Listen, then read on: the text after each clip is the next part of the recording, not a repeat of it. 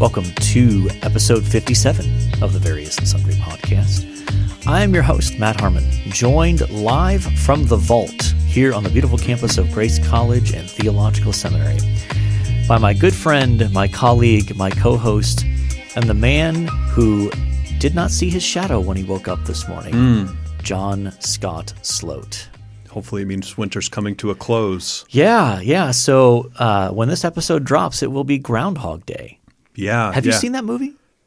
I don't believe so, no. I think I've only seen clips. I'm not sure I've ever seen the entirety of it. I know, I'm a big Bill Murray fan. But it happens. It's the same thing happening over and over again. That's sort of the premise, that's right? That's the premise of it. He's stuck in this seemingly infinite loop of repeating the same day over and over again. I don't believe I've seen it, which my dad will probably be upset. My dad enjoys Bill Murray. And so do I. But if this weekend was any indication of whether winter is here to stay – yes. It is here, and it is making a home here in the Midwest. Yes, and moving into the Northeast. I think this is moving on up. I've heard, portions of the Northeast, New York City, Connecticut, Washington, D.C. as well, on the South End are going to get what we got recently here. But I will say once it stops snowing and blowing and the sun comes out, it's really pretty. Once things are plowed, it's sort of a winter wonderland feel. It's even nice when it's snowing, but it's not windy. Yes. Like I can go outside, I can enjoy it. I think the issue this weekend was it was very, very windy. Yes. And very, very snowy. Yes. Do you have a snowblower? You do, don't you? I have an electric snowblower. Okay. Yeah. So it's a little less powerful, but it did the trick this weekend, which is really what I needed it to do. So Yeah, I have one as well, and it was – Do you? Yeah. Is that a new acquisition? Have I not told you this story? No. So I'll tell it quickly, but we have a neighbor next door named Denny. Okay. And he and his wife, who just recently passed away, have lived there probably for, I don't know, maybe 4 years at most. And we noticed when they moved in, they were an older couple and, a little slower moving and that sort of thing. So a couple winters ago, we just started shoveling their driveway. When we would go out to shovel ours, we just shovel theirs. It's not a huge driveway. It wasn't a big deal. Well, they noticed, obviously. And so about a couple summers ago, he says to me, I've got a snowblower at my old place. How about I bring it over and you can just keep it in your garage and you just do my driveway, but you can basically use it whenever you want and just do my driveway when it snows like that. And I said, yes, sir. I think we can make that work. Yeah. So it's worked out well. It's a beast. It's almost too big at points. Like it's one of those things where it's like it's a bit of a beast to maneuver. It's gas powered, I assume. Gas powered. Okay.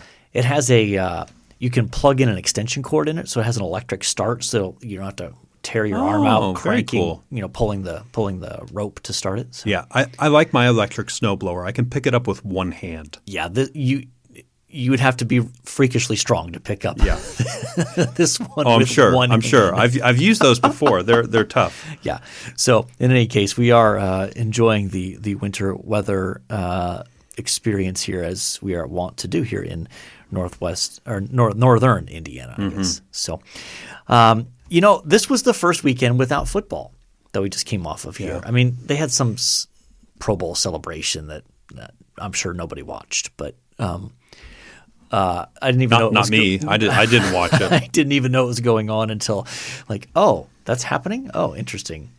But so yeah, I think with football, obviously the Super Bowl matchup is set.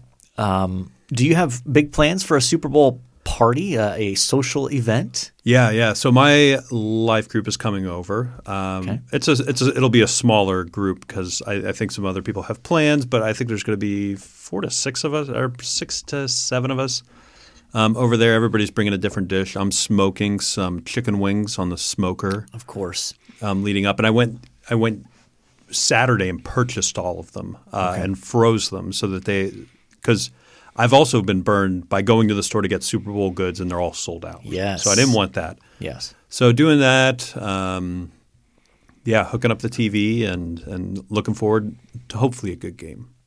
I think it should be a good, entertaining game.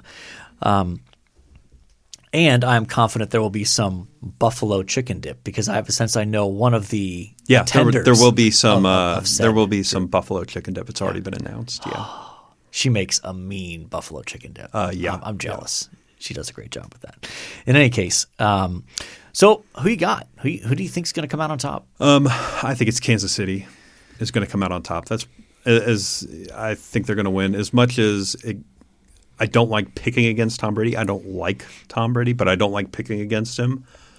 I think this is a passing of the torch sort of moment between Tom Brady and Patrick Mahomes. I hope you are correct. And if forced to make a pick, I will go with the Chiefs. But it's hard to pick against Tom Brady in a game like that. So we'll see. In his hometown, in his home stadium, not his hometown. Home stadium, yeah. But, yeah, I mean, how much do you think that matters, though? Because it's not like they get like a home crowd. I mean, sure. It's not like – it's a traditional home game in that sense. They do get to stay the players are staying in their homes in Tampa until the night before the game. And then the night before the game, they'll stay in a hotel with the team. Yeah. I suppose that's some slight advantage of some kind. Just enjoyment. Sure. In some ways, there's been more news off the field, I suppose. There was a blockbuster trade this past week where the Detroit Lions – who they made it clear that they were parting ways with Matthew Stafford, their quarterback, made a trade with the Los Angeles Rams to get Jared Goff. And I believe they also got a couple of did they get some draft picks in that too? They did, yeah. And it just seems to be a win-win for both teams. They think the Rams obviously feel like Stafford's a better quarterback. And maybe more setting up to win. And Detroit's getting a quarterback that potentially they could have there for the next 8 to 10 years. Yeah, that's true. I just don't know how much does Matthew Stafford have left? That's a great question. Is he going to play 3 more years? His contract goes through 2022. Okay, so that's like 2 seasons. 2 seasons, yeah. No, 1. Well, the 21 season this next year, and then the 22 season the following year. Gotcha. So two more seasons. Gotcha. Okay. I mean, he's getting up there, and he's taking a beating. Playing in Detroit, he has taken a beating. Well, he's going to have more talent around him in Los Angeles than he's ever had in Detroit. That's true. It'll be interesting to see how he adapts to that because one of the knocks on him has been he just makes some critical turnovers in big spots in games. And some of that, I think, is a function of he didn't have much talent around him. So he's forcing the ball too much or he's trying to do too much where can he adjust to I don't have to make the heroic play. I just have to make the simple play. By the way, did you see that they made the announcement, I think it was Saturday, that this trade had happened and Matthew Stafford and Sean McVay, the coach of the Rams, were vacationing together with their wives in Cabo. I didn't see to celebrate the trade. Okay. In Cabo. Okay. Well, what am I doing wrong? Why am I not in Cabo? Because you do not have NFL arm talent. Goodness. You have many fine qualities, John, but NFL arm talent is not one of them. The other thing I'd mention about that trade is Stafford is playing in the same town as his childhood best friend, Clayton Kershaw. Oh, there you go. Okay.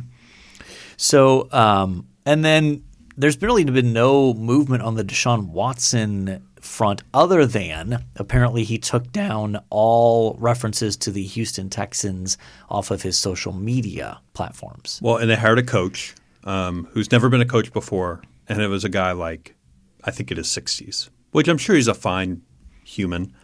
But I don't think it inspired confidence in Deshaun Watson for the organization. So it'll be interesting to see where he ends up. I'm just not sure what's going to happen there. Mm-hmm. The NBA is picking up some steam, and so we better check in with your New York Knickerbockers. They're watchable. They're 9-12. So young team, number 1 in defense last I checked. But 9-12's, it's respectable. It's respectable, I'd say. Yeah, I think they've especially in the East. Yeah, they've had some seasons where they've won 9 games recently. To be 9-12 at this point is not a terrible spot. Now they've got a lot of new players, or at least maybe not necessarily brand new this year, but like they're a young team. They've got a lot of new guys. Yeah, and they got this Quickly fella. Emmanuel Quickly is out of Kentucky, and he's just been playing lights out. He's been really good. I hope it continues. He was a late first-round draft pick. I think 30-something he was picked, and he's just been playing really well, coming off the bench and burying threes. And who else did they had a higher draft pick than that? Yeah, they got Toppin. Yeah, and he had a calf injury earlier in the season, and he's been slowly coming back. I don't think it's been an amazing start to his career, but we're 20 games in right now. So yeah, which is a quarter of the way through the season though, because they're playing 72 games this season, not 82 because of COVID stuff. Okay. So it seems like it seems early, but they are 25% of the way through the regular season at this point. Yeah, and the Knicks are sitting in the 9 spot right now. So they're right on the bubble of being able to make the playoffs. Yes, though one sort of flukish thing about those standings is I think they're ahead. Are they not ahead of the Miami Heat right now? I think like Miami has a terrible record. Miami's 7-12, but they haven't had Jimmy Butler and they haven't had Tyler Hero. So when they're missing back, 2 of their best players. So it's reasonable to think that they'll get that together and figure it out, and make a move up into the playoff positioning there. But I can see the Knicks being a team that flirts with that last playoff spot in the East. And that's an incredible improvement compared to where we've been. Yes, indeed. The only other sports note I mentioned is MLB is thinking about pushing back its season a month, which feels ridiculous at this point with other sports getting their seasons going. Yeah. Was there a rationale given for that? I mean, obviously, I'm sure it's COVID, but you've got the NBA playing games and traveling, and I know they've had some glitches, but there's also, baseball's played outside. Yep. And, warmer weather and more time. The assumption seems to be relatively safe that as these next few months unfold with higher rates of vaccination and those sorts of things, that COVID cases are going to be on the decline. I mean, they already are on the decline as of this recording from the surge a couple weeks ago. Sure. I don't know a good reason for it other than I've heard that the owners don't want to pay the players for a full season because they're not getting revenue from last year or revenue from people being in the stands. I really. See. And so they're trying to limit the amount of games played so that they can save money and basically kick the can down the road to next season. And the players want to be paid for a full 162 games. So I think the players offered we play 155 games but get paid for 162. To the owners and push the season back. And so it was like the opening of negotiations. That's just not going to play well in the media. It never works well when millionaires are fighting with billionaires over money. It just never plays well in the media. Mm-hmm. The common fan is like, get over yourselves, figure it out, get out there and play. Mm-hmm. Y'all got more money than I can fathom knowing what to do with. So. Yeah. All right. Are we ready to transition to our main topic there, Doc? Let's do it. Okay. This topic, frankly, is still a bit nebulous to me, even though it was my idea, which is a great place to start. So, who knows where this is going to go, right? So I have some plans, and it's kind of been like a little hobby that I've been reading about and studying here and there, and I'm excited to interact with you about it. So. Okay. So we've deemed it and labeled it the creation mandate and human progress. Okay. So when we say the creation mandate, Doc, what generally are we talking about? Yeah. So we are talking about the end of Genesis 1, where God creates human beings in His image, and He then commissions them to be fruitful, multiply, fill the earth, rule over, and subdue it. Mm-hmm. And that is typically what's referred to as the sort of creation mandate, God's command to humanity to fill the earth, rule over it, exercise stewardship, a benevolent care and supervision of bringing order out of chaos, or even just basically, in one sense, imitating God's own rule over creation, his own bringing order out of chaos, obviously at a smaller level. But sure, and rearranging the things that are already here in order to make more good and useful things on earth. Yeah, absolutely. And so we want to, I think, explore some of those things today and how this is happening in our world and how we're creating more and good, useful things as a species, and how we're refining some of those things to make them more efficient, effective, and those sorts of things. Now, this does not mean that human sin does not exist, and some of these things are certainly flawed as we talk about them. Like, we're certainly not making the argument that humanity is just going to get better and better and better and better until God's kingdom comes in, right? So you're not a post-millennialist. I am not. I'm not a post-millennialist. Isn't it a rough patch to be a post-millennialist, though? It feels like the last 100 years have been a rough time to be a post-millennialist. Which do you want to, for our listeners who maybe don't know what a post-millennialist is? Yeah. I mean, we're probably violating one of the unspoken rules of the podcast in talking about eschatology, but yeah, that's true. Although I feel like this is a safe, thing we can kick while it's down. There you go. So a post-millennialist is someone who believes that through the preaching of the gospel and the efforts of the church working in and through culture, that eventually the church will make such progress in those areas that they will usher in the millennial reign, the 1,000-year reign of Christ here on earth. And so that's the basic position there. And then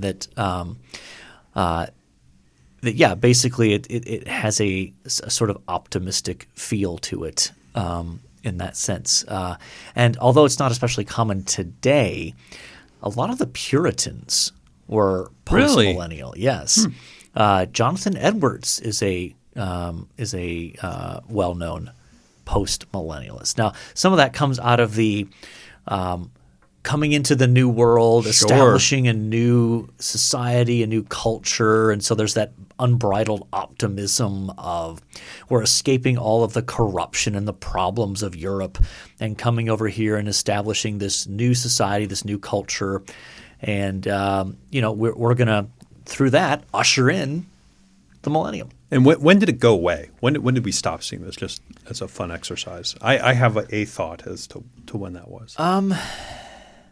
I'm not sure I'm ready to pinpoint a specific. I mean, really, you get that going probably at some level of prominence. My guess would be up to the Civil War.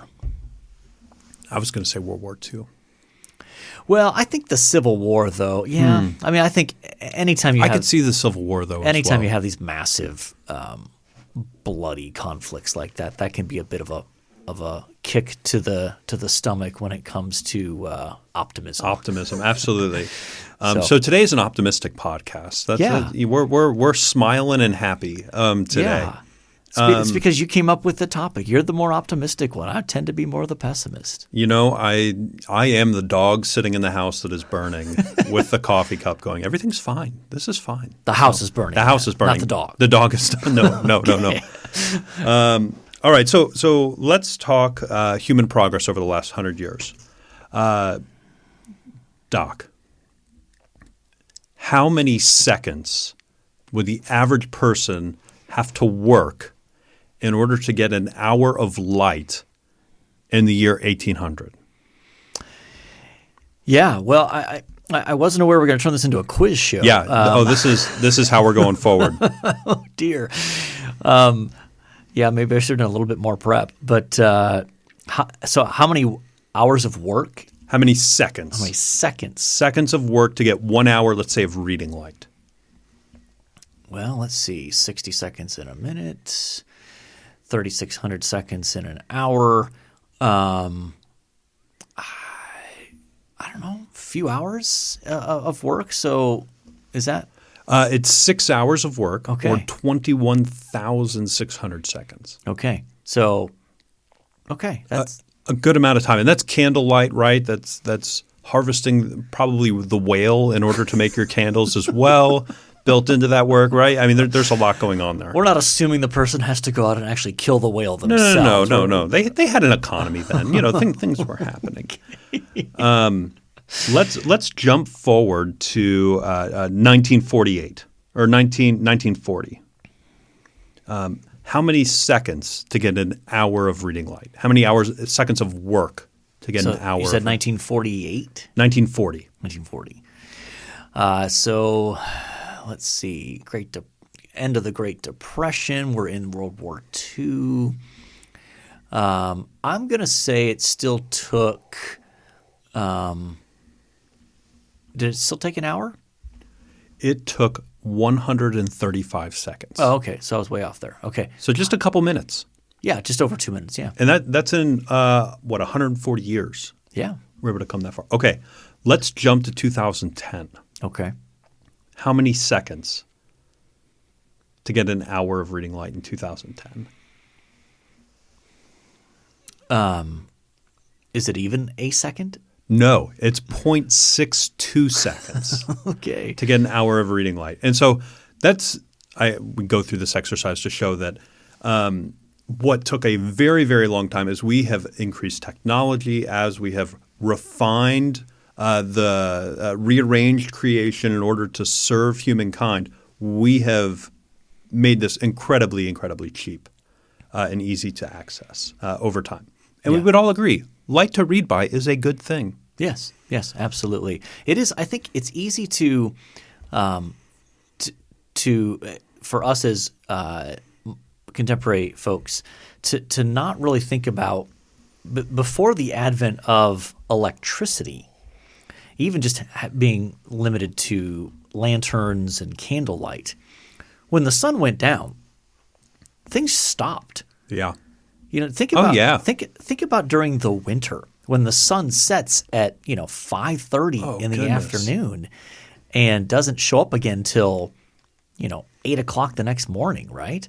All of that time, you would have been very limited in what you could do, and just the fact that we take that for granted. That well, it's an annoyance, it's an inconvenience, but it doesn't really slow us down in terms of if there's something you want to do after the sun sets, you can find a way to do it. Let's move on. Do you want to cite where you're getting this information from? Or are you going to wait till the end? I was going to wait to the end, but I can drop it in here. Oh, wherever. This is from a website called humanprogress.org. If you click at the top, it says Find Data, and they just have millions and millions of charts that you can click on, and you can find all this information. Humanprogress.org. We'll link it in the show notes, obviously. A lot of really, really excellent stuff. Okay, let's go to a cheery topic. Female survival to 65. Okay. By country, let's start at the year 1960. For the next two, we'll deal with three countries: the United States, China, and Afghanistan. Okay. Very different countries. Yeah. So the United States, 1960. What do you think the female survival rate was to 65? So the percentage of women who live to the age of 65. That's correct. In the United States in 1960. Okay. Goodness. I'm going to go with 45%. In 1960 in the United States, 78%. That's much higher than I would have expected. Isn't that crazy? 78%. Any guesses on China, 1960? Oh, my initial guess of 45% might have been a little closer in China, perhaps, than here in the United States. I'll double down and go with 45% for China. 36. Okay. And then Afghanistan, 1960? Even lower than China, I would think. It is. It is 25? 21. Yeah. So 1 in 5 women only 1 in 5 women lived to the age of 65. That's right. Let's jump to what's the last year I have here? 2018. Do you want to guess the United States? 87%, 88%. Wow, 87.5%. Yeah, I mean, I would think by now with modern technology and healthcare access. Yeah. So give me let's move on to China here. Yeah, China. You got a guess? Well, they've become a modern society. They've changed a lot. So I'll go 70. 89. Really? They've surpassed the United States in Interesting. female percentage of females living beyond 65. Okay. And Afghanistan.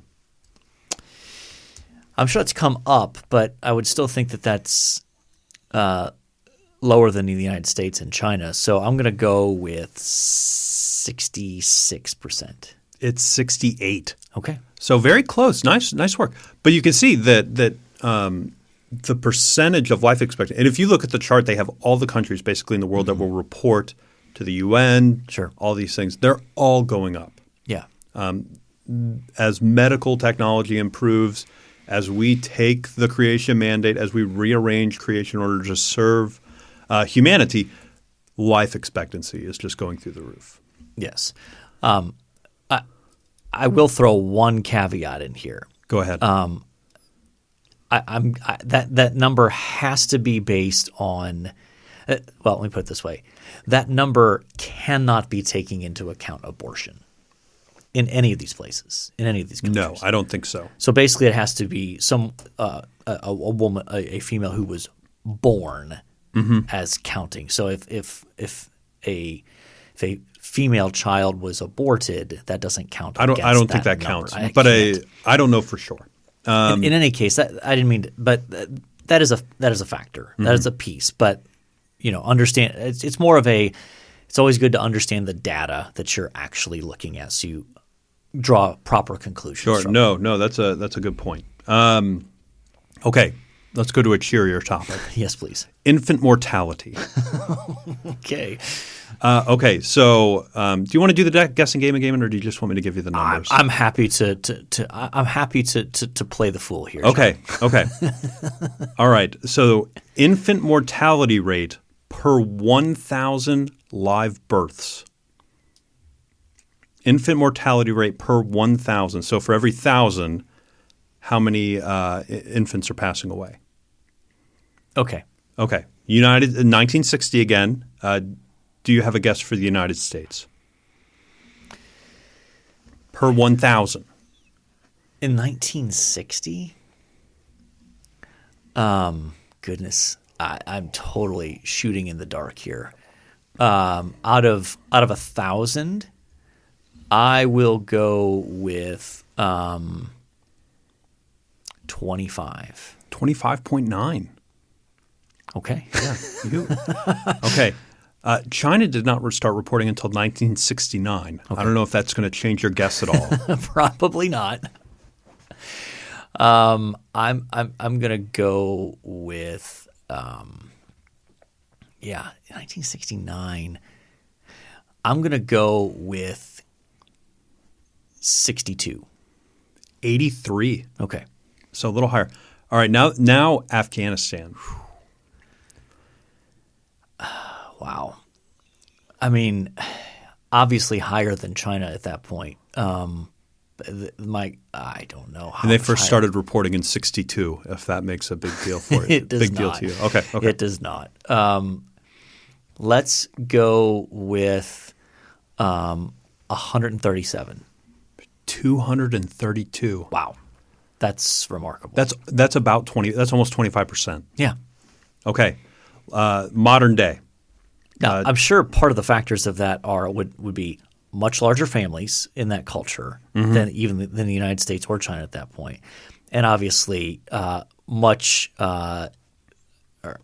healthcare access and healthcare technology that was not as robust as here in the States. Absolutely, and I think that can make some of these things hard to see as somebody that lives inside the United States that has had, goodness, very. I can name maybe one person that had a child die in birth. Whereas if you were in any of these other countries, goodness, you may have seen may know several. And so I think we've seen a lot of this in the United States for a long time, I guess is the point I'm making. And the rest of the world is catching up in a lot of ways. Yes. Okay. Any guesses for the United States currently? Infant mortality rates? It's gone down. Yeah, I would have guessed that. I'm going to go with this is out of 1,000. Out of 1,000. I'm going to go with 5. 5.6. Okay. You seem to really have the United States pegged. Okay, how about China? So 2019. And they were previously, you said 87? Yeah, 1969 they were 83. 83. Okay. So I had the U.S. at 5. I'm going to say that China, and they're clearly not taking into account the one-child law or anything like that. Very clearly by this chart. Yes. They got to be right around the United States. I'm going to go with 4 for China. That's 6.8. Okay. So just slightly higher. Yeah, couple. And then I think the big mover, Afghanistan.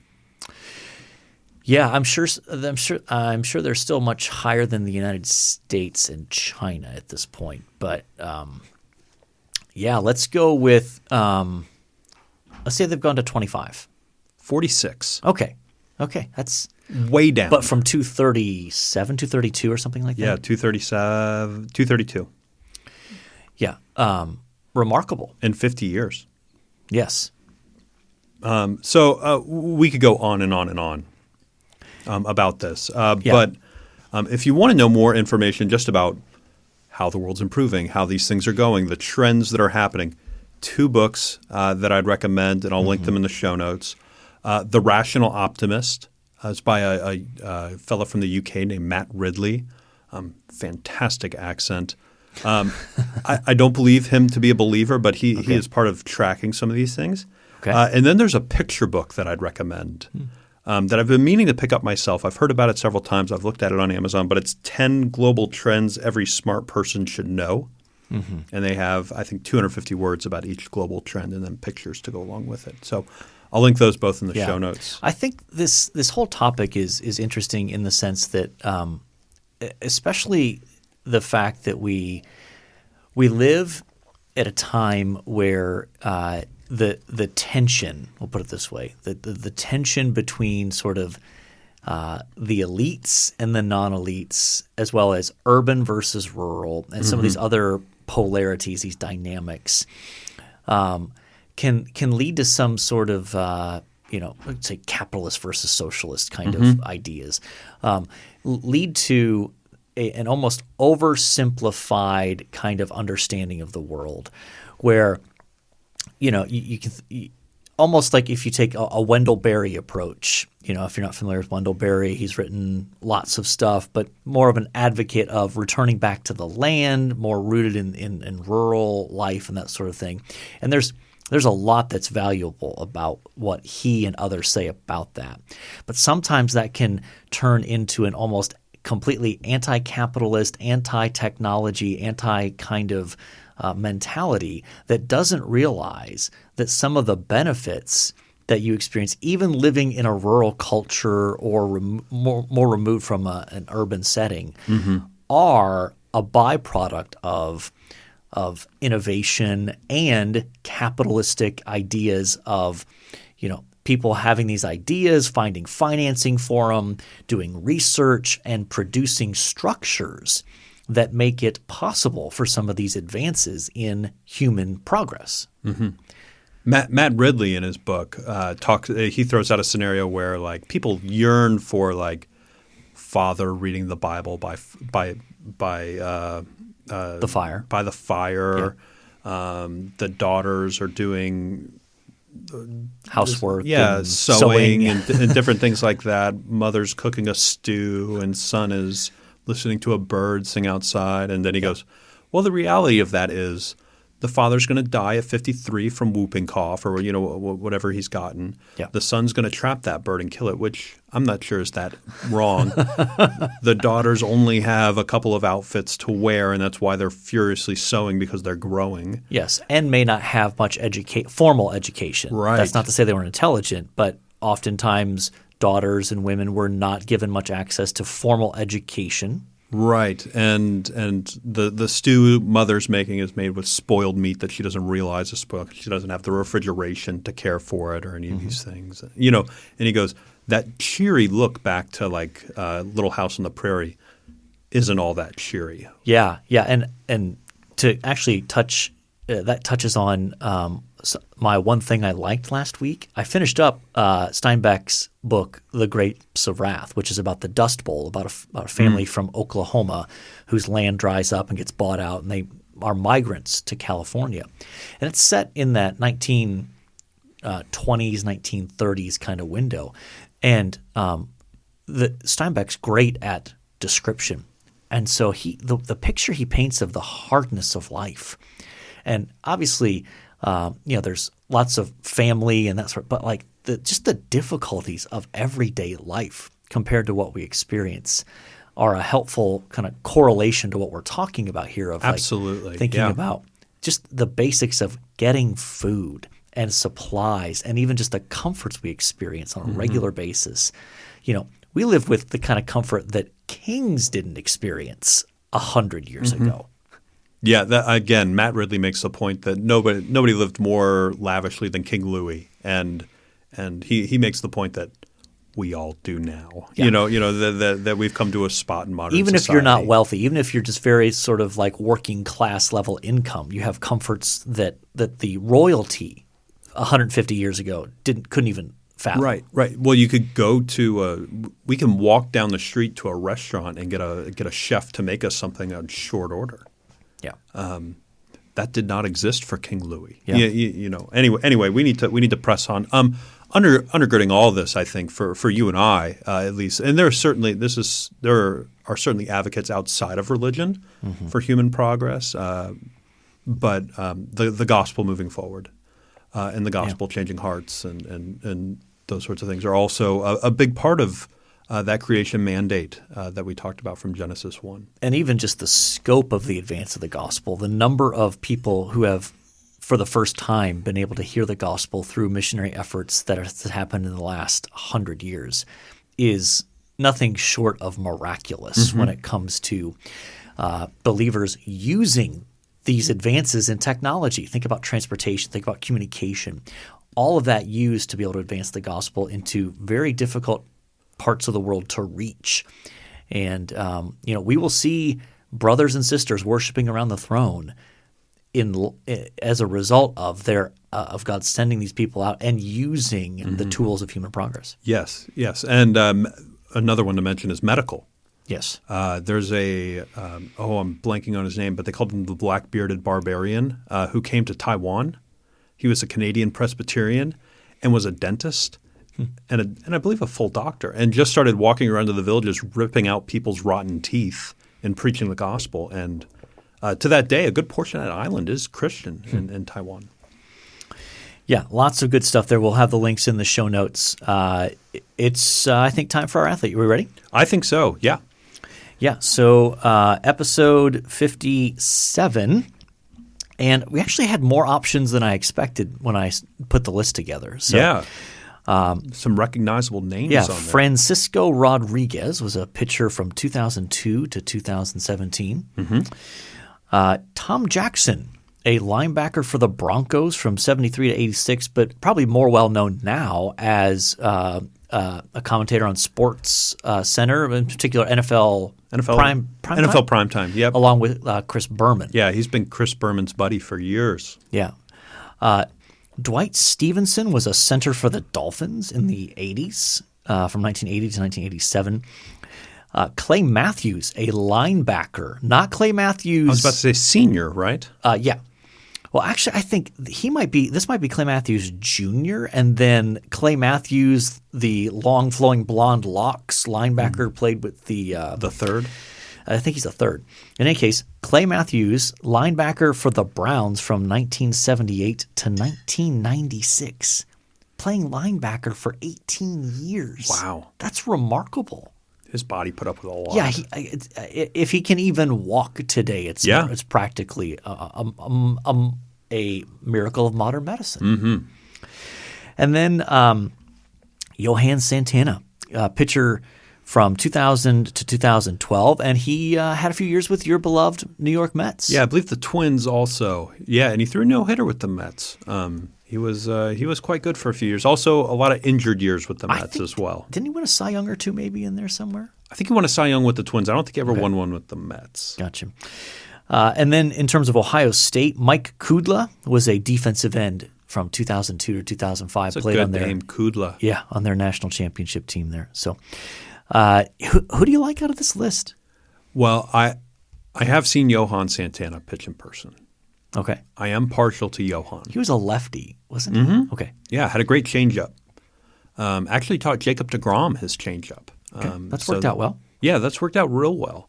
But I think I'd prefer somebody else on this list. I think I'd prefer Tom Jackson. Okay. I just kind of grew up watching Tom Jackson on NFL primetime, and I was a big fan of Tom Jackson. All right.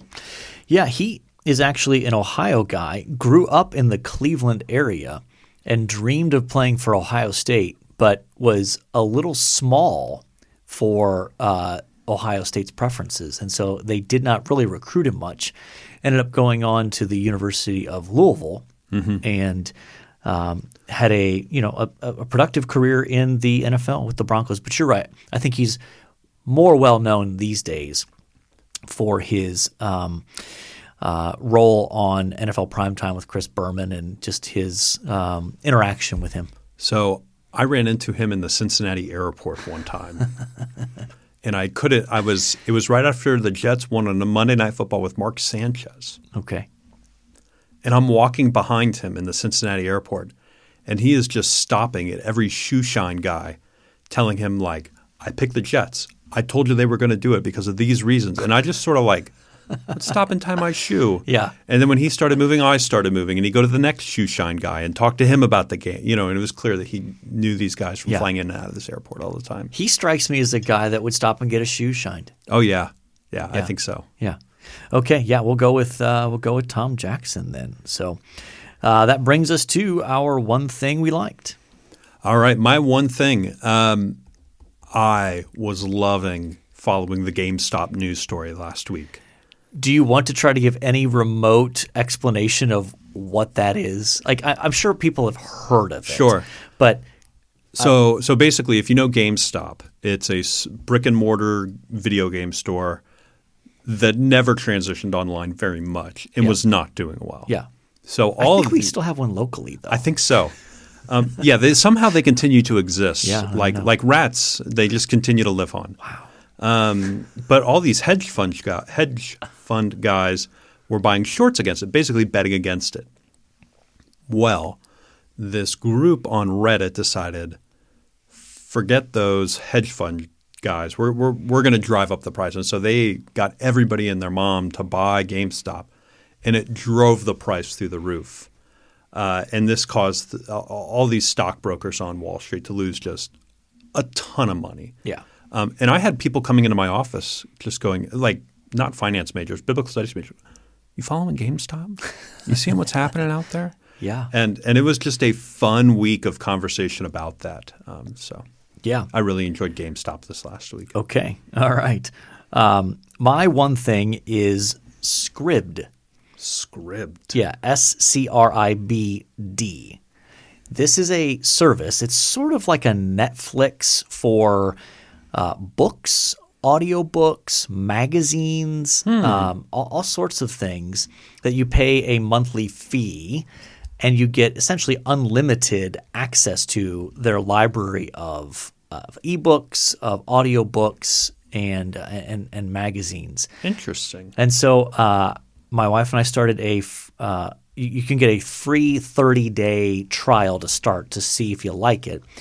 And then if you want to keep going, it's like I think it's like $9.99 for a month. So if you're someone who especially reads a lot or accesses audiobooks, they have a pretty large collection of that, and so it's well worth considering. And just to give some sort of context, I was blown away when I did a search and found several of my own books on there, not in audio form, but in like digital form, like Asking the Right Questions, my Jeremiah Bible study that I did. She Must and Shall Go Free. That one's not on there, surprisingly. But Rebels and Exiles, really? Servant of the Lord and His Servant People. Already? Yeah, already. Wow. On there. So that's part of the subscription. So if you subscribe to this, you can download it, and read it in their reader app for Are as you part of getting your any subscription. kickbacks from them or anything? I hope so somewhere. Wow. I don't know how that works. I'll have to check the fine print of my contracts. Yeah. So that's my one thing I like this week. Very and nice. I'm going to kind of cheat. I'm going to have a second thing. Oh, boy. Today, as we record, is my wife's birthday. So I wanted to say a special happy birthday to her on February 1st. So this episode releases February 2nd, but today's her birthday. Today is her birthday. Happy birthday, Kate. Yes, a shout out to my beloved wife. Who listens and will hear this. I think she might be the first listener? The first listener of virtually every episode. So, shout out to her. But so we've talked about Super Bowl, NFL hot takes, hot stove stuff, the creation mandate, human progress, infant mortality rates, and we've talked about Tom Jackson. We've talked about stock market analysis, hot takes from John Sloat. We've talked about Scribd, and we've talked about my wife's birthday. So by definition, I think we've done it all. Yeah, I think we're already called mission accomplished. And so until next time, the Lord bless you all real good. Later.